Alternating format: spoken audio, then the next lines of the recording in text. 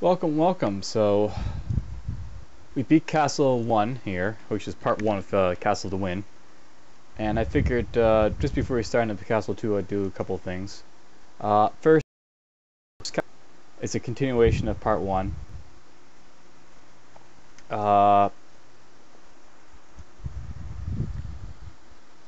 It's not really all that much different. Same thing for like background. This one actually goes into no one is quite certain what happened and all that, as opposed to like what I was saying about you as a childhood and all that. Beast 3, mostly the same thing, except now it tells you about elementals and like dragons. And yes, we will be fighting devils, dragons, and elementals in this one. So there's a bit more in the second part, which is it's good for bit difference and such. There's also more objects and stuff like that as well. So. And then there's also the story so far.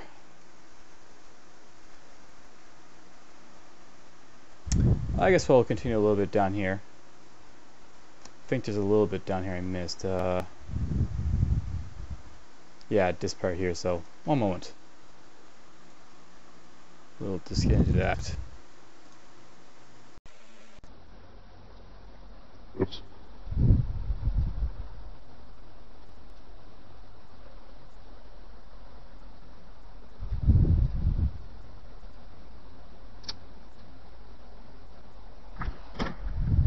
Little did you expect from form what that task might take. As your 18th birthday approached, you returned home one day to find your godparents dead and your farm burned. After burying the charred remains of your adopted family, you searched the smoldering ruins of the farm, only to find the amulet was missing. The only clues you found as to the identity of the attackers were giant humanoid footprints, leading off towards the mountains. And thus began your odyssey of vengeance, as you sought to discover the identity of your family's murderers and avenge their death.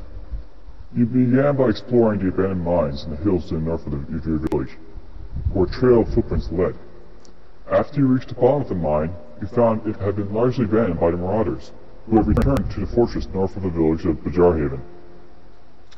You headed back to the hamlet to decide your next move, only to discover that the entire hamlet had been torched by the marauders as they left the area.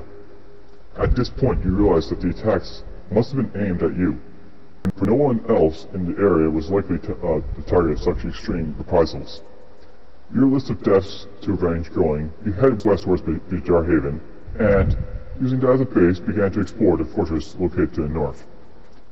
This task was far more difficult, for the adversaries were tougher, and there was less wealth you could gather to equip yourself with. Still, in the end you prevailed, and you discovered the lair of Hungrynear the Hell Giant at the bottom of the fortress. After you slew him and his ogre guards, you found the amulet your father left for you in his possession, and feeling yourself worthy of, at last, activated it. The result was more than you expected, to say the least. The amulet raised the shade of your long-dead father, who spoke to you of your past and your present and your future. You, it seemed, were the last surviving heir of King Lifrinser, ruler of the Castle of the Winds. He had been overthrown just after your birth by the dread Suter, the demon lord of Fury, Muspelheim, whose designs of the realm of Midgard were a danger to all humanity. Your father charged you with the task of reclaiming the castle from the evil forces that hold it, and with defeating the schemes of Suter, who from his base in the castle was slowly spreading his influence across the land. As the image of your father faded, he told you to activate the amulet a second time. It would take you to the town of Crossroads, not far from the castle.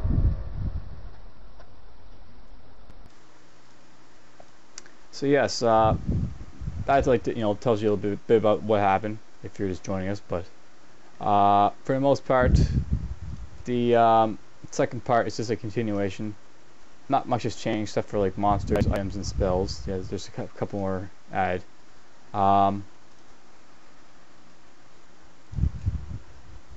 Now, if I want to, I could load a save game, and that would require me to go to the save folder for episode 1 and load it. And we'll do that just so I can have it. And we'll just read this.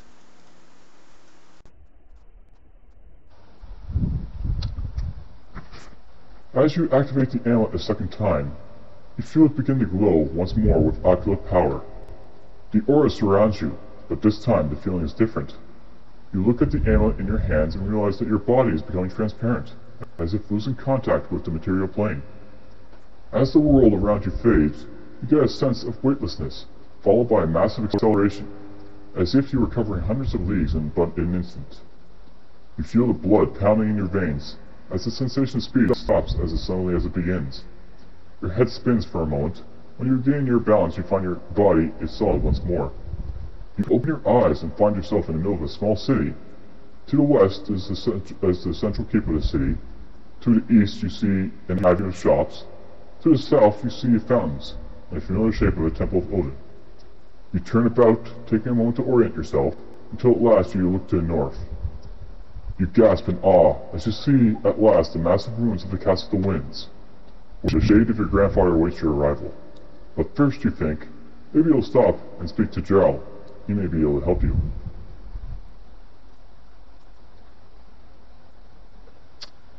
As you attempt to enter the keep, a burly guard stops you and demands your identity. You briefly consider concocting some story, but decide to tell the truth. I'm King... One moment.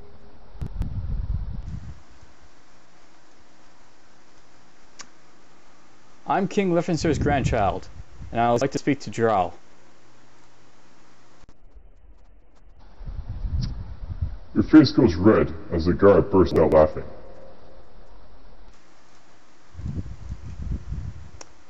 Ha! Another one! Sorry, youngster, but the Jarl doesn't have time to talk to every pretender to the phone. He's busy enough trying to handle the creatures that sneak out and kidnap peasants. Do something about them, and maybe he'll talk to you.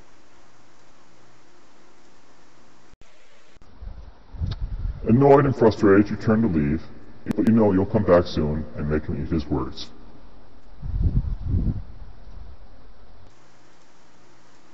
So yes, we're in the second part, and this is the main town that you visit for it. Should be, basically would be pretty,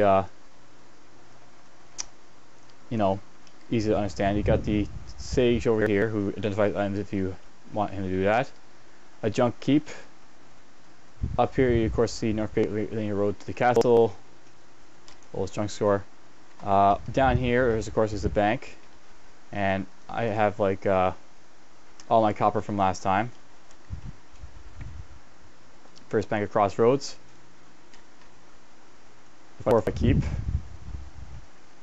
And down here is the temple. That'll be important in this one for sure, probably. And then we have various shops. So we have like a couple of houses of magic and armories and weapons, alchemy shops, general stores. Everything's here basically. And I think there's like multiples of stuff. Like so, there's like one house of armor, and then there's a second house of armor. Clearance 5 and 10. That's a one of those bookshops and such. Magic Emporium, Sword and Scabbard. So that's like a second weapon shop. And then we have like scroll and potions. So that's like all this. I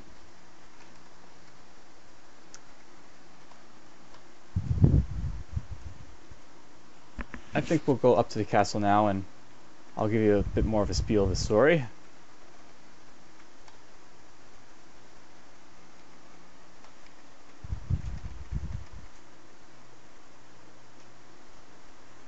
I kill the stuff in here, you know, just because easy experience.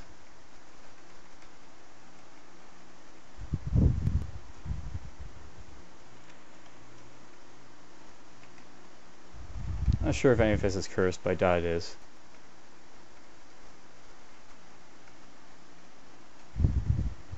We have a couple wooden tables and such. Go up here,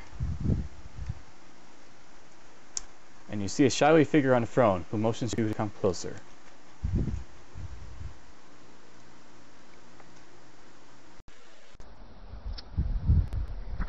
The shade of King Liffinser speaks to you. At last, my child, thou hast come to avenge me. For 18 long years have I wagered thy coming. Thy father has told thee some of our family's doom. How I ruled the day I listened to his words. A helm of great power he promised me, one that would make the wind and storms do my bidding. Little did he mention that the helm was stolen, aye, my child, from the treasure room of mighty Thor himself. Nor did he mention that Suter, the demon lord of fiery misperson, coveted the helm for himself, and will league with giants against me. Soon after I received the helm, and long before I had mastered its use, an army of giants invaded this our mountain home. They came from the mountains around us, and even from the caverns below. Hill giants rough as the mountain wilds, stone giants strong as the rocks that they named for, frost giants, children of ancient Ymir, and fire giants, those closest to Surtur himself. They came, led by their kings, and with them came devils from Muspelheim. Even now they roam the lower depths, so beware their might. For a day and a night the battle raged, and many heroes fell before the onslaught of Surtur's hellspawn minions. At last we could hold out no longer, and the final barricades were breached. The last few survivors gathered here in the throne room to await their doom. Some despaired and took their own lives, rather than submit to the whims of the victors, but most prepared to fight to the last. A troop of fire giants marched into this great hall, followed by two of the abyss demons that served as Surtur's captains. Then the hall became brighter as a small sun were moving up to the corridor toward us, and a glowing figure wielding a flaming sword entered. It was the dread Surtur himself who approached my throne, and he demanded the Helm of Storms. I cursed his name and declared that while he might take my life, and the helm as well, one eye alone would return to banish him from Midgard. And so it was, for he slew me with his sword of fire, took the helm, and doomed me to roam Midgard as a spirit for as long as he remained. Many are the challenges that faced thee, ere thou recovers the Helm of Storms and return it to fore. But recover it thou must, lest the evil of Surtur and his giants minions gain a permanent hold on Midgard, and Ragnarok will come early. I've removed the wall of force that blocked entry to the dungeon. Go now, and avenge the wrongs done to thy family.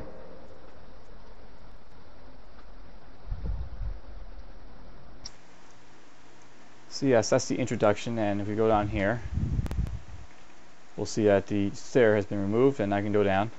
I can't remember how much of the dungeon here is randomly generated. Look at that. Young red dragon. Well, we're gonna try and kill these guys.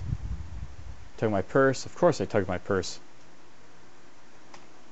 And the dragons attacked me. The thief is attacking me. Up, the thief vanished. Whoa, it's really damaged me. Lashes me. Okay, we're gonna heal up. Whoa, it breathed fire on me. It is a dragon, of course. And you know what, we're gonna go up the stair. And we're going to heal ourselves. Back down. And it tramples me now. And I hit with a fireball, but obviously you can't damage the dragon with fire. Fire dragon with fire, so use your head. Don't attack fire dragons with fire. Don't attack blue dragons with lightning. Don't attack you know, improper stuff. We're gonna do this. I'm gonna do this. And we got our good friends the Manticores and barely scratched stupid thief that must die. I will get my revenge.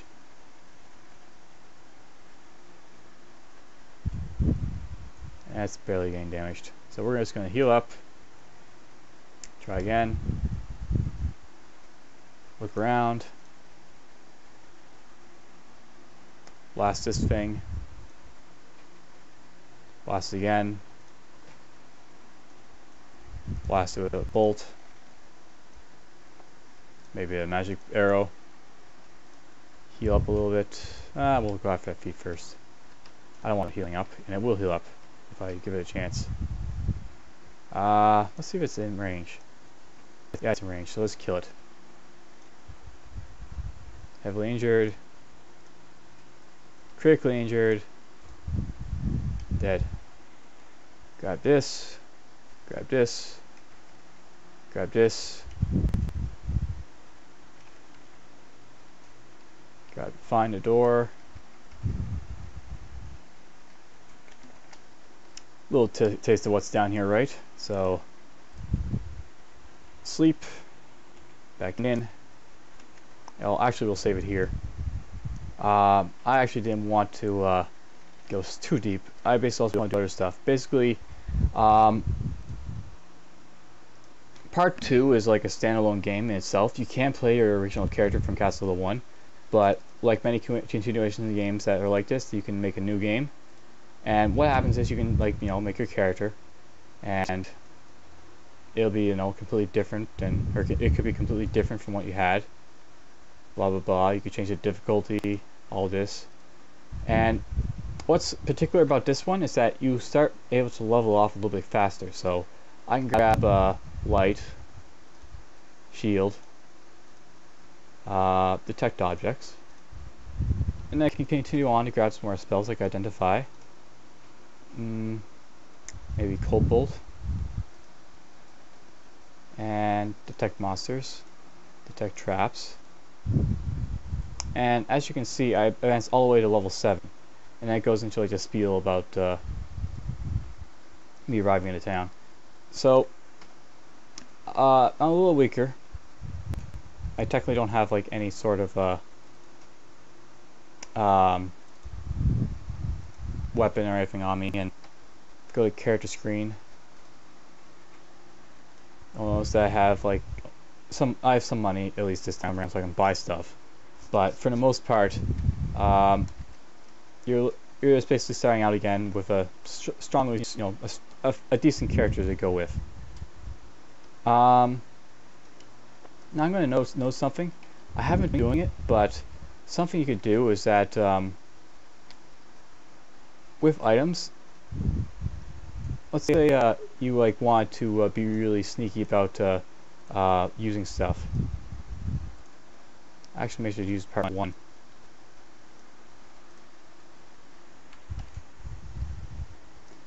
And it looks like this stuff is all the same. So yeah, we'll go to part 1.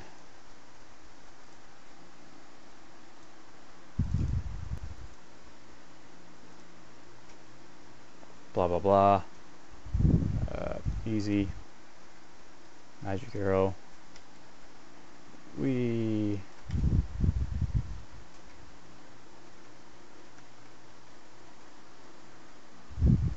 Now let's just say I like decide I come across like an item, and I'm not sure what that item might be. So let's say it's like an unidentified item that I come across. Let's say this helmet, and we'll zap you.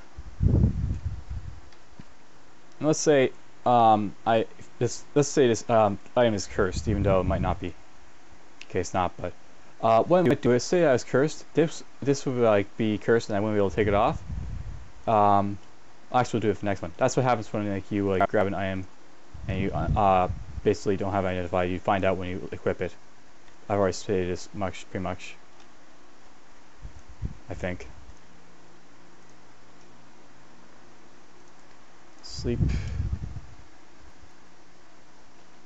Find new item, basically. Oh. Oh.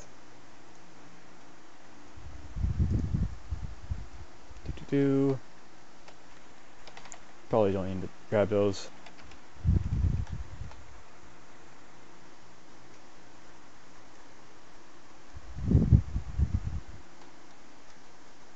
I don't really care about those.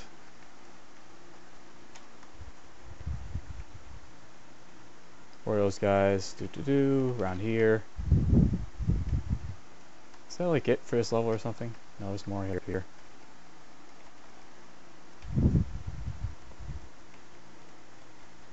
Alright, let's say this right here might be cursed. What you might do to avoid like getting cursed by an item is that you could cheat by going, say, save, making a game, check 1, and then you go in here and then equip it. And let's say that's cursed. I could go load to check 1, and this would probably be frowned upon in a roguelike community because basically now I don't know what it is, but I can sell that straight to the armor shop, and it's not cursed to me. So voila.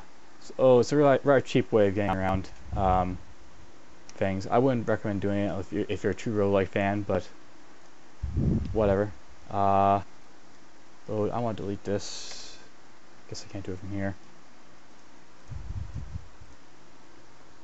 Alright, we're going to go back to playing this in a moment.